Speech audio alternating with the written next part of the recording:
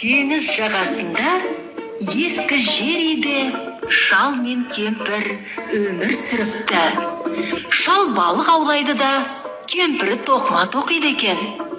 Бір күні шал теңізге ау салса, оған алтын балық түсіпті. Алтын балық адам даусымен жалына бастайды. Мені теңізге жібер. Не тілесең, бәрін орындаймын дейді. Шал мұндай кереметке таң қалды. Жөніңе жүзе бер, боссың. Маған еш нәрсе керек емес деп, шал алтын балықты жібере салды. Үйге келіп шал болған оқиғаны кемпіріне айтады. Кемпір шалға ашулана бастайды. Сен ақмақсың. Балыққа барып, одан жаңа үй сұра.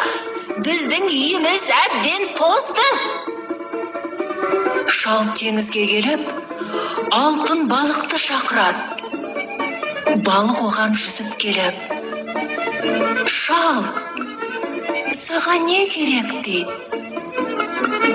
Менің кемпірім маған ашуланып жатыр. Оған жаңа үй керек дейді қарт. Қайғырмай үйіңе қайта бер. Жаңа үй болады деп жауап береді алтын балық. Шал үйіне қайтып келсе, оның орнында жаңа үй тұр. Кемпір тағы шалды ұрса бастайды. Сен ақмақсың, ашық ауыз. Неге үй ғана сұрайсың? Қайта барып балыққа айт. Менің қара шаруа емес, ақсүйек болғым келеді. Шал теңізге келіп, алтын балықты тағы шақырды.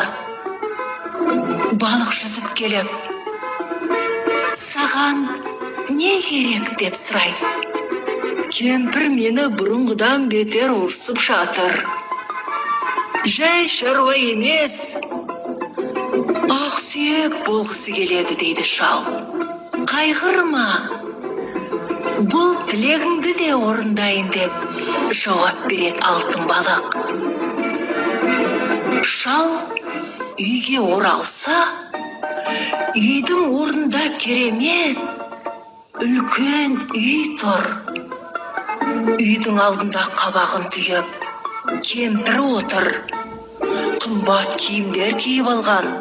Айналасында қызметшілер қызмет көрсетіп жатыр. Балыққа бармай, деп айғайлайды кемпір.